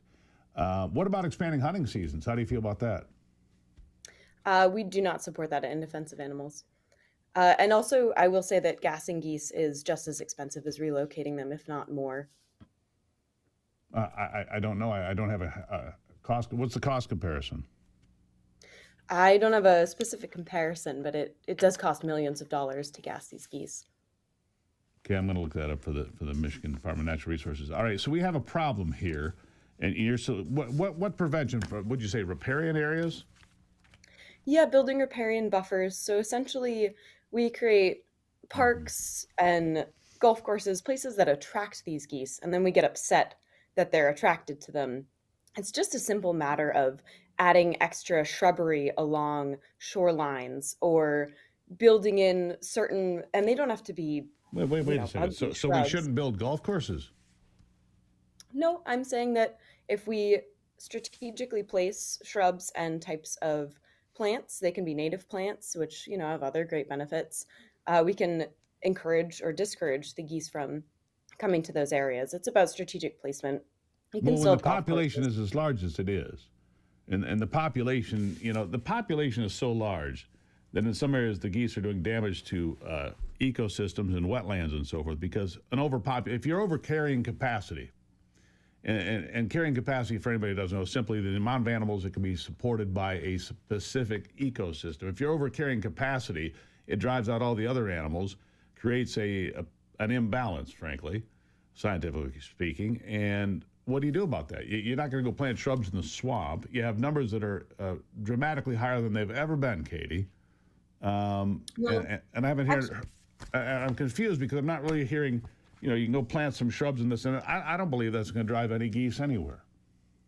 Well, it hasn't been, it's proven to work, but we're not using it as a solution. So we don't have a way to show people that this is going to work, as these agencies just default to killing them. And I will say that geese were endangered in the 1900s.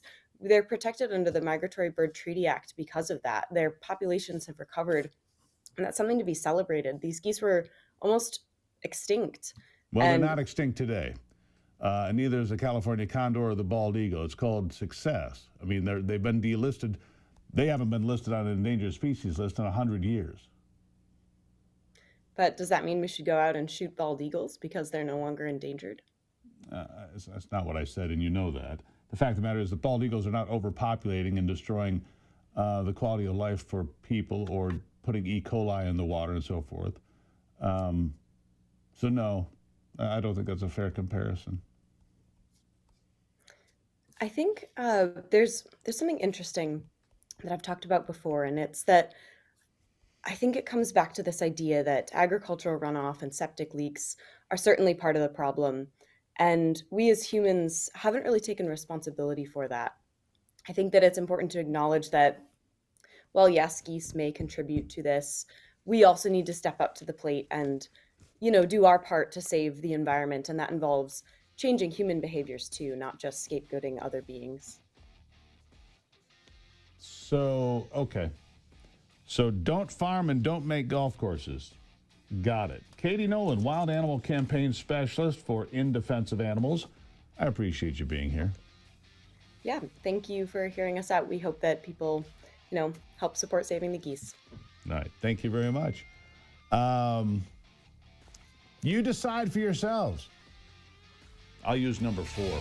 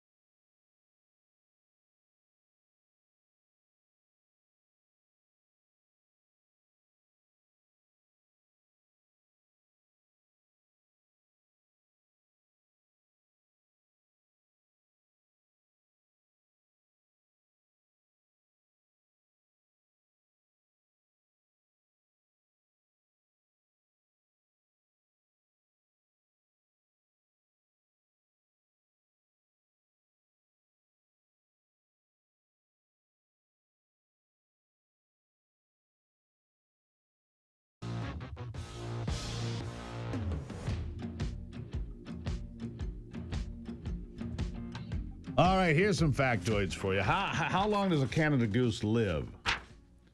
25 years, pretty common. A couple of cases, they've lived more than 40 years in captivity. And you know what geese are really good at? You know what geese are really good at, Anthony? Huh? Making little geese. They're really good at it. What'd you take of that thing? What'd you make of that? I don't know. I don't think hunting geese is going to be the end of the world. No, I don't think so either. I think we should hunt more geese. I think the bag limit should be a lot higher. And the fact of the matter is the DNR is killing them because they have greatly overpopulated. That's the fact. I let her have her say, though. I was very polite about it. When is geese hunting season, Steve? It's to me in the fall. You can't shoot waterfowl in the spring. It's when they're having children. You don't shoot them when they're on the nest, and that's true. Period. So it'll be later this year. September will probably be early season.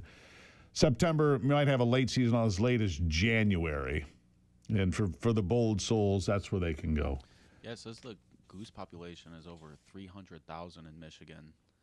I would expect it's higher than that. But the goal is 175 to 225K. Right. Well, there you go. It's a lot of geese to try to. Where'd you get that? I needed that. I believe you. Google AI gave me that information with sources from the state of Michigan. Gotcha. Because I would think that it's a lot higher than 300,000. But I believe you. Peaking over 300,000. Yeah, 300,000 mallards, 300,000 Canada geese. You're right. North America, there are 3 billion. 3 billion. Yeah, the geese. Yeah, come on. You know, they were endangered once. Yeah, once. Not in my lifetime. Not ever in my lifetime. So we should shoot bald eagles? No, probably not. Isn't it a crime to shoot bald eagles in the United States? Yes, it's a felony to shoot any bird of prey. Anyhow, goose jerky, by the way, Brother Shane chimed in. It's really good. It is really good. He's right about that. The Jeffrey says the same. Goose pate, I'll have some, please, after this. I'm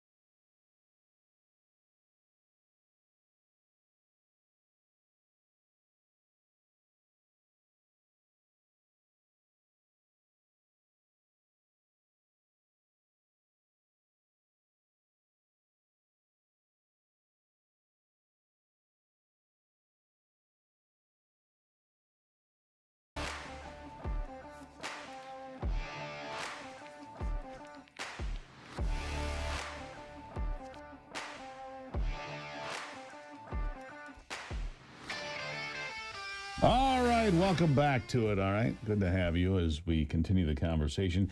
You know, in the Oval Office yesterday, I was watching Donald Trump in there in the Oval Office yesterday, and I heard all this heavy breathing. And I thought, gosh, Bill Clinton's not even there. And then I realized Governor Whitmer was there, and she's just so in love with the idea of being president, she hyperventilated a little bit. Anyhow, I'm kidding a little bit. Joining me now is Katie Hyde from Michigan News Source. She's the assistant news director. Katie, welcome to the program. Good morning. Yeah, Governor Whitmer, pretty excited to be in the Oval Office. Probably the only time she'll be there anytime in the near future. But she does want to be president more than anything. It had to give her that sweaty palm feeling. Yes, she was there in the Oval Office. In fact, she was in D.C. delivering a speech yesterday about how America should be building in America. She addressed some of the tariff problems that she has, of course, with some of these new policies that President Trump is trying to institute. And so there were some media reports yesterday that she was going to meet with President Trump privately. A Michigan News Source was not able to confirm that, but her office did put out a statement yesterday saying that the governor was brought into the Oval Office in front of the press, quote, without any notice. And Whitmer emphasized that her presence was not an endorsement of the actions taken or the statements made by the president while she was there in the Oval Office. So Whitmer, yes, in the Oval Office, we know that she's been talking about, or people have been speculating that she could be a presidential nominee for 2028. And some people online were saying, why was Donald Trump being complimentary of Gretchen Whitmer?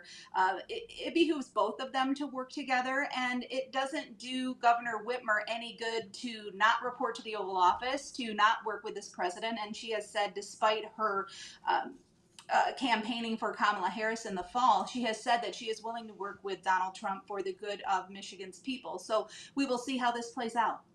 Yeah, I guess we'll see. Yeah. Obviously, those two don't exchange Christmas cards. They usually exchange. But, what was interesting was Donald Trump saying that, she's done a wonderful job in Michigan and this. And I'm thinking, where? That's what, he was very complimentary. And I was very confused. He was, and you can take that for what it's worth. The Michiganders certainly are remembering her leadership style because we're coming up on the we've celebrated the 5th anniversary of 15 Days to Flatten the Curve. So things are looking a little different in Michigan. Well, sure. What else is big in the headlines, Katie? What else is Michigan News? I mean, I know you guys are out there all the time covering all sorts of stuff. What else is big? Well, Michigander Pete Hoekstra was confirmed yesterday. He is now the Canadian ambassador, and so that's good for Michigan to have someone in our corner on the national scale. And so as we move forward with Trump's America First policies, it will be nice. Hoekstra will have some say, probably quite a bit of say in the president's ears concerning these tariff policies with Canada. And then also we have Line 5. The Whitmer administration and Attorney General Dana Nessel have been going after shutting that down. It supplies so much energy to the people of Michigan, and especially those in the UP have said, we will freeze if this line is shut down. And so understanding where President Trump stands in terms of energy, it's good to have Pete Hoekstra in that position. Also, I agree. Go ahead. No, I agree. Pete's, he was a guest on this program regularly, and obviously he was the state party chair for the Republicans going into the 2024 elections. Obviously, he delivered Michigan on behalf of the Trump campaign and Donald Trump himself. So therefore, look, as these things go, you get a reward. And your reward is to have, being the ambassador of Canada is considered one of the top 5 jobs of ambassadors. You've got, Canada, France, UK, you can figure it out, obviously, Germany. And so this is a big deal. And so good for him. Anyhow, go on.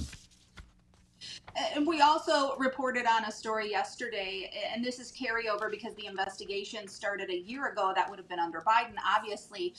But an illegal alien living here in Michigan was convicted and sentenced to 25 years in prison. He's now looking at deportation if he lives through that sentence of 25 years. His wife had a daycare in their home, and he sexually exploited these young children in his home. Police found all of these children and pornographic pictures there. So it's just a horrific story of what went on and what happened to these children. But it's also a good reminder that this is what the American people voted for. This is why Michigan's 15 electoral votes went for the Trump administration, because people who are in this country, in this state illegally, committing these horrific crimes do not deserve to be here. Yeah. You know, and I just asked this. I saw that article that you guys posted about, what was that, Comstock Park, right? Yes. How many kids have to pay the price? How many kids have to pay a price like this? How many people, like Miss Garcia over in Grand Rapids, have to pay the ultimate price before people say, look, we can't have this. We can't allow this to go on. I mean, I know you guys have done a number of articles on this, but this is absolutely outrageous. You still have people in this state that are supporting sanctuary laws. And, universities and towns, it's nuts to me. It adds insult to injury, too, when you read other media reports that describe this man as a Comstock Park resident or a Michigan man. He was an illegal alien who committed horrific crimes. And so we strive to report the truth and not bury it that way. But you're right. We have seen repeatedly children and young people being victimized by people who never should have been in this country in the first place. And Secretary of State Marco Rubio keeps saying this, and I think he said it well, that if you are here, obviously not in the country illegally, but if you're here on a student visa, you are a guest in this country. And if you are behaving like an ill-mannered guest, then we reserve the right to send you home. And we have been seeing that here in Michigan with the revocation of student visas at some of our universities. And we're getting word every day of more universities saying, yes, our international students had their visas revoked. And so this is just a continuation of what the Trump administration promised, that they would make sure that people who were here legally and were here for the good of the country. Yeah. Agreed. I think he's right about that. Yeah, Katie, always appreciate the work that you do. MichiganNewsSource.com, by the way. You can find out and read about Pete Hoekstra and this monster from Comstock Park and so many other things. Again, MichiganNewsSource.com. Katie Hyde, thank you as always. Thank you. There you have it. So if you want a news source in Michigan that is not far left, that is not in the tank for the left, that has not got its thumb on the scale for the left, well, I've got an answer for you. It's MichiganNewsSource.com. Follow them on Facebook, on X. Support them at MichiganNewsSource.com. If you want real news, that is the place you go here in Michigan. Now, if you want real answers to what's going on in this world, you go to your wife. And in that case, for me, I go to Ivy. I say, Ivy, what's up? She'll be joining me right after the break here on The Steve Gruber Show.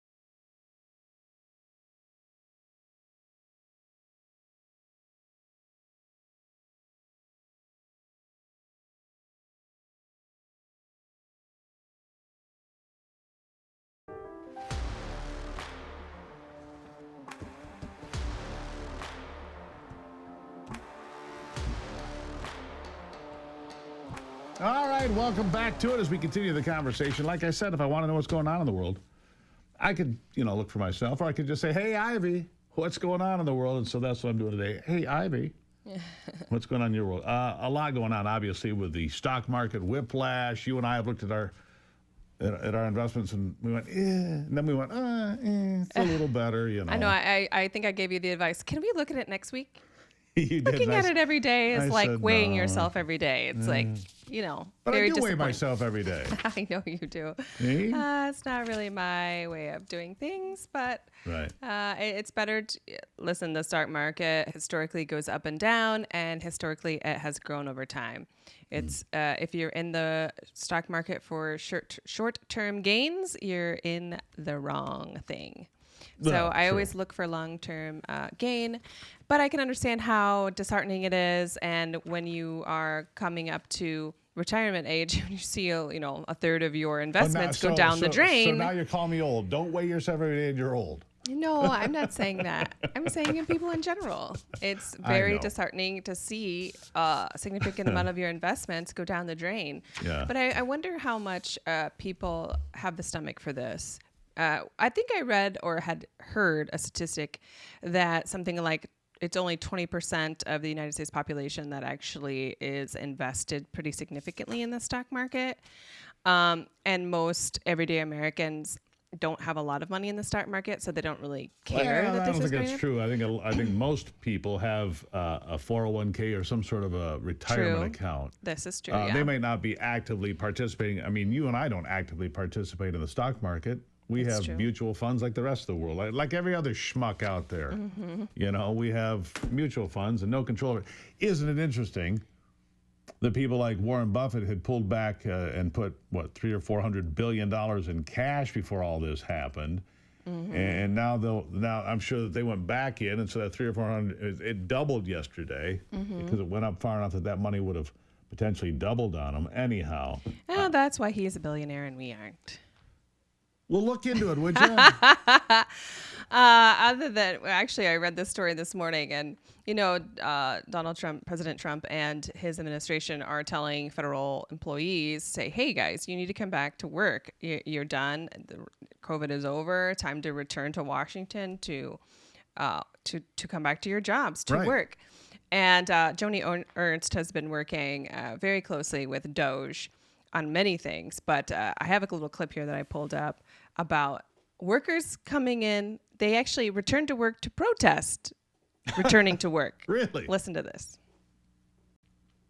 Further than that, Maria, things as outrageous as trying to get workers back into the office. We actually had workers that showed up at the office to protest having to come back to work at the office. So we're finding all kinds of things with the Doge That's work, something. the squeal work that I have done for 10 years. And thank heavens we have President Trump and Doge, the Office of Government Efficiency, that's finally cracking down on these types of activities. Can you believe that? They can't come to the office to work. But they can come to Workers the took the office. time to go to work to protest going to work, but they won't show up for work. How ridiculous is that? It's absurd. Yeah. I mean, it's pathetic and absurd all the same. By the way, I got a note here from Rick, one of our listeners. Says, Steve, face it, you are old. And I'm like, wow, that hurts. Yeah, anyhow. So if back to the government employees, if you're able to make the drive and you're able to make yourself a sign or pick up one of the pre-made signs and stomp around the building, couldn't you show up at the office and walk around and do your job? Absolutely. And the other thing is, too, it's a lot of these people who are protesting just letting their employers know what they've done for the day. Right. It's like, do you guys... So, for example, because here's the thing. You've been way too long working in the government environment or something where you don't think that you actually have to be held accountable for the work that you do or don't do or what the expectations are. It just seems very odd to me. The big blow up was having to say what you did last week. 5 things you did last week. Right now, you can tell me 5 things you've done today. This morning? Yeah, today. I could list you 10 things I've done this morning. Exactly, that are work related. Right, exactly. And that's not taking into account, taking the kid to school and doing other stuff. I mean, if you can't name 5 things you've done in a week, you should be fired. You should be fired. Yeah, let's find a replacement for you. Well, Bye-bye. It's invasion of privacy. No, it's not. Invasion You of have privacy. a job. Right. You signed probably a contract that said what your job duties are. Exactly. And therefore, you need to be held accountable for those job duties. And I'm pretty sure jobs like that have, here's your expectations, here's, your whatever, right? You have reviews. If anybody actually did them, you're supposed to have reviews anyway. Absolutely. Again, if you can't say 5 things you've done in a week, you don't belong there.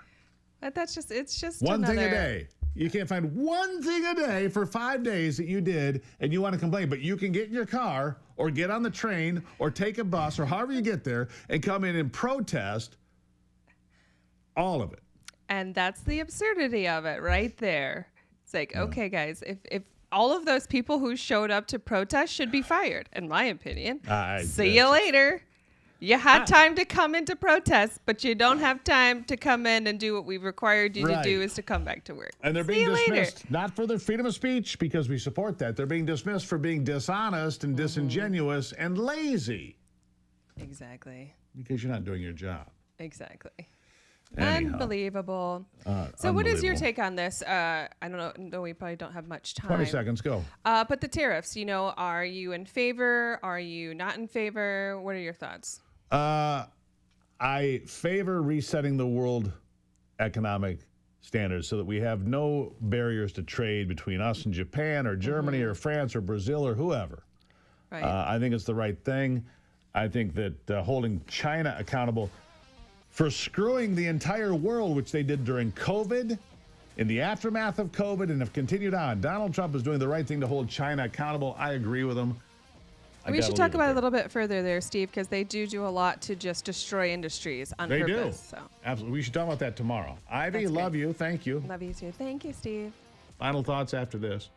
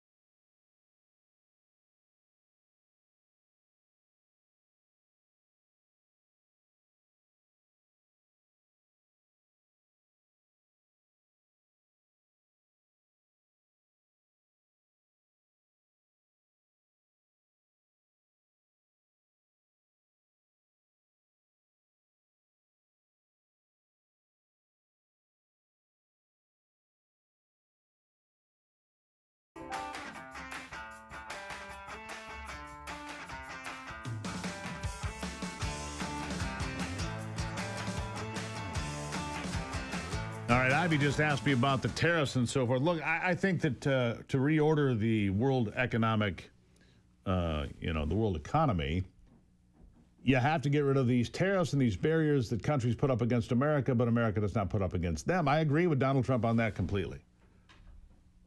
I mean, there's a reason, and I keep coming back to this very easy thing. There's a reason there are no Chevrolets or Fords or Chryslers running around the streets of Tokyo or Japan. You don't see them on the roads in France or Germany. There's a reason for that. It's because they're blocked. There are impediments, major impediments to their sale there. And those impediments come largely in the form of tariffs. So I agree with that. Now, looking at the markets for today, it looks like the Dow could be off 600 points. I don't put a lot of stock in this. Going into Monday, it said it was going to be down almost 2,000 points. Didn't happen that way. Ended up down about 300 that day. But right now it shows the Dow off about a 1.5%, 2% down on the S&P, 2.5% on NASDAQ. We'll see. Look, I don't know if any of that's to be believed. We'll see when the opening bell comes here a little bit later today. And we'll see how it plays out. But everybody's watching. China is the one really paying a price here, I believe. China's the one really in trouble here. The yuan has gone down dramatically. It's at a 20-year low or close to 20 years. And it's a problem for China. They're the only ones standing against the rest of the world. The rest of the world is basically lining up, whether it's Taiwan or the EU or Japan or Israel. They're all lining up to make a deal with America to get rid of tariffs and make sure that free trade continues, which is important. Fight the good fight, my friends. Keep the faith. God bless America. I'm Steve Gruber. This is The Steve Gruber Show. And remember, only you can save America.